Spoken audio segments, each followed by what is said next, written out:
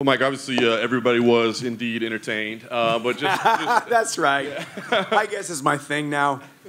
just talk to me. I mean, listen. I mean, Tony looked, I think, better than anybody thought he might. So, how did you think that first round was going? And did you feel like you were getting tested maybe than you thought you were going to be early on? 1,000%. And I think that's once again why I always go back to why we love the sport of mixed martial arts. I mean, was I supposed to beat Tony? Absolutely. Was I supposed to steamroll him in a lot of people's eyes? Absolutely. Was I a big favorite? Absolutely. But anything can happen in 4-ounce gloves while your heart's beating through the roof and you're in a packed arena here in Phoenix. And, yeah, Tony is who we thought he was, awkward, rangy, unorthodox. And I made the same mistake. I came in with the right hand, pulled out, and got caught with something. So we're going to clean that up.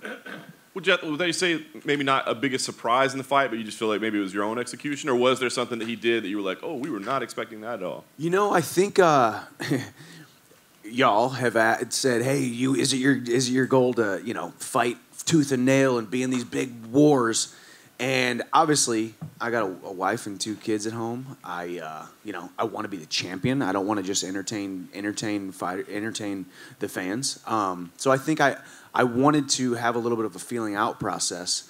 And obviously I got hit, but I was trying to get my feet underneath me, honestly, with just finally standing in front of Tony, who I knew was going to be somewhat of a test when it came to how awkward he was, and he's skilled, and it was going to be really hard to get out there. I was hitting him with some pretty decent ground and pound as well, So, dude's a tough dude. The kick is one of the greatest knockouts we've ever seen. Anything you drilled, anything you thought might be there, or just something you saw in the moment? What happened? I don't even know if I saw in the moment. I think my body just moved and foot to face and a couple backflips. No, honestly, I was talking to some people. I think sometimes the fights materialize exactly how you want them to. Sometimes you stay within your normal box of what you always use, and it works. Sometimes it doesn't work. And sometimes you throw something that you never, ever thought you would ever land, let alone knock someone out with. So it's not something that we train. I think I have the best kickboxing coach on the planet, Henry Hooft. But we don't train a lot of front kicks, I will tell you that. And mainly the reason is because I told Henry, I don't want to do that, man. It hurts my toes. So my right foot is a little bit sore, and I'm a big baby when it comes to my feet getting hit. So didn't train it, but it landed tonight. At the time you cut the epic promo, you hadn't had a chance to see the main event. Now that you did see the main event and how it played out, I guess give us your thoughts on what you saw there, and does that kind of change which way you want to go more, 170, title fight, etc. Man, shame on all of us for ever doubting Charles Oliveira. Gaethje had him hurt. Oliveira had Gaethje hurt, and when you get on the ground with Charles Oliveira, he's going to submit you, except for me. I was able to get out of it. But I think, man, there's something. Is there not something satisfying about watching Charles Oliveira blossom into who he is? I loved Justin Gaethje's kind of synopsis of him, that, back when he was unreliable and missing weight, which obviously that was before this, but he was unreliable. He had a spotty record. He couldn't be relied upon to string together good performances. He was a boy back then, and now he has become the man that is Charles Oliveira, the champion that is Charles Oliveira. I lost to him, but I think we have unfinished business. I got into this sport to become the champion. I got into the sport to wear 12 pounds of leather and gold around my waist, and I would love for it to say the UFC on it. So that fight with Conor, obviously, I'm serious about it. I don't think you're going to be hard-pressed to find somebody who doesn't think I'm one of the most exciting guys on the planet now. And I think I've proven that numerous times now. Conor needs a big fight to put butts in seats, to sell pay-per-views. And, a fight at 170 would be a lot better than 155. I guess last thing for me, we know you do want to take some time off. Obviously, you want to go be a father and a husband. But knowing that those are 2 massive possibilities for fights, is there a date on the calendar that you say, hey, I will fight by then? Or are those fights big enough that you'd end the vacation short if you had to? I mean, what's the plan? Yeah, I would definitely the Conor fight. I would end the vacation. We'll see what happens. Listen, when Conor comes back and he's healthy, I'll be there. But once again, in typical combat sports icon that is Conor McGregor. He left his options open. He said that's definitely a fight he wants down the line. Obviously, he's tweeted, and it's a fight that he wants down the line. He's deserved and earned the right to be that, you know, decide when you want to fight, who you want to fight, and where you want to fight. So I'm just the guy waiting in the wings. I'm just the guy with the black eye and a sore right foot who just collected a bonus, and I'm pretty darn happy about it. I get to go home and kiss my wife and hang out with my sons. Michael, when you saw Conor's tweet... And my dad's laughing over there. He's getting some of the bonus, that's why. Yeah, exactly. When you saw Conor's tweet, what did you think? Did you think he was sort of saying, no, not yet? Or do you think he was just sort of thinking, I'll see what it's like when I get back? Well, number one, yeah, I mean, I think, as I said, Conor has earned the right to keep his options open. He's a combat sports icon. He's the one of the biggest sports stars on the planet, and he deserves to be able to, you know, make his decisions when he wants to make his decisions.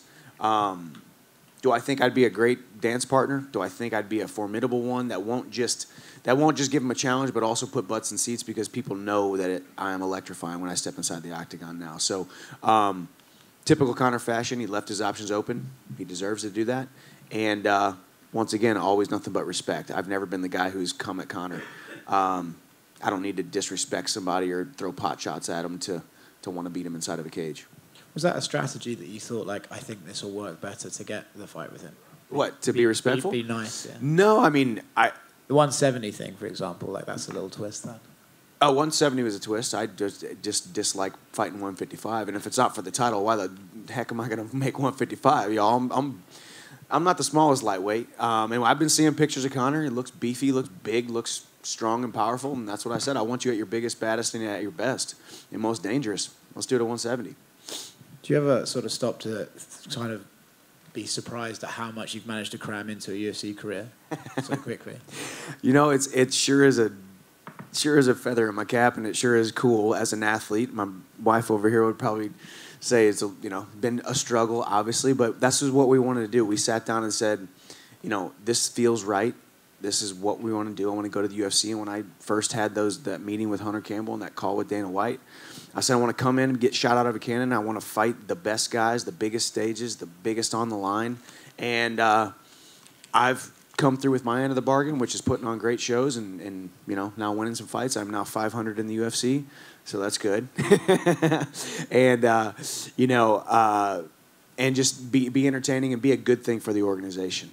Listen, man, these guys don't understand what they have. If you've never fought outside of the UFC, you have no idea what it's like to be outside the UFC. And then you come to the UFC and you get your eyes open to what the premier mixed martial arts promotion on the planet is. So we'll see what happens next. Michael, right here. Say you don't get the title shot against Charles next and you do get Conor. Outside of all the lightweights right now that Charles hasn't fought, who do you think has the best chance of dethroning him? I don't know. Obviously, everyone talks about Makhachev. Makhachev's got a puzzle. He's big. He's strong. Him and Charles are similar when they're mainly grappling guys. But man, stop disrespecting Charles Oliveira's hands, guys. I mean, for him to put it on Gaethje like he did tonight.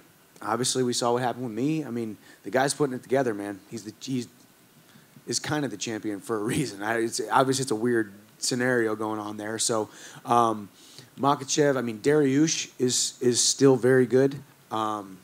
Myself. So, we'll see. Then after you won, they showed you hop up on the cage. You were looking for your son in the crowd, and then you got him. And then they showed you whispering, and then you put him down. What did you tell him when you were up there?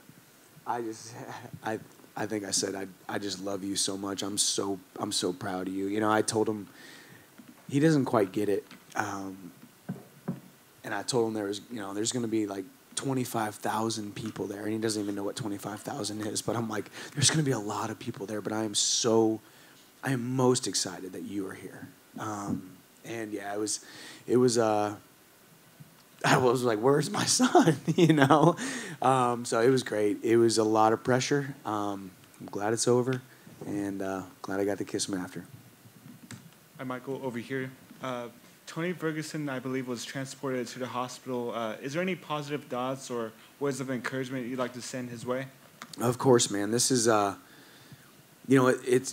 it's a tough sport because ideally that's what I want to do to Tony Ferguson every time, right? Ideally, this is the game that we're in. We're in the game of separating people from consciousness, punching, kicking, knee and elbowing. But man, Tony Ferguson has been a guy that has helped build this division, the 155 lightweight division. You can't talk about it and talk about the history of the lightweight division without Tony Ferguson. And yeah, my thoughts and prayers are out with him, hoping for a speedy recovery. And I know he'll be back. He's El Kukui. He's the boogeyman. He's Tony Ferguson. He'll be back. Iron Michael, congrats on the big victory. How does this feeling compare to the knockout at the UFC debut in Abu Dhabi over Dan Hooker? Gosh, they're both really, really great because obviously one was the debut and this one was kind of getting back on track after 2 losses, obviously.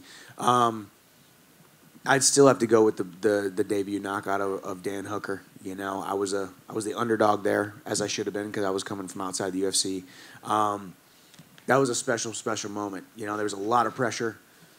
Left the relative security of a previous organization in Bellator and came over, and so there was a lot of pressure going on there. Certainly front runner for knockout of the year. How close is this? You always say see it to the top. How close is this to the top?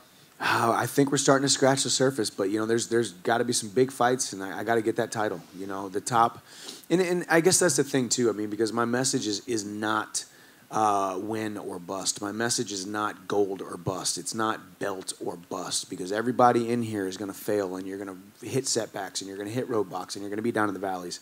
So I will be 100% happy and secure with myself and the calling on my life if I never become the champion. But obviously, I want to win that title. I want to fight for that title. I'm going to fight Charles Oliveira for it, or whoever he fights next if I don't get that fight next.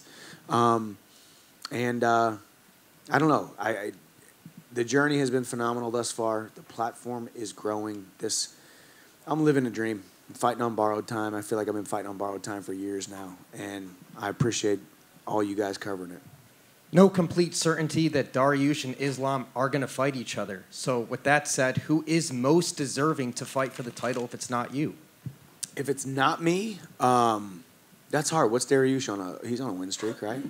I mean, that's the thing about, I don't want to beat the dead horse, but yeah, I mean, Makhachev has 1 win inside the top 10. That's the only criticism. And I know we keep saying, well, people are dodging him, and nobody wants to fight him, and he's got 1 win inside the top 10. So this is not me coming at him. This is you asking me a question and why I think Dariush might be a better candidate, honestly, because he's got more wins inside the top 10, no?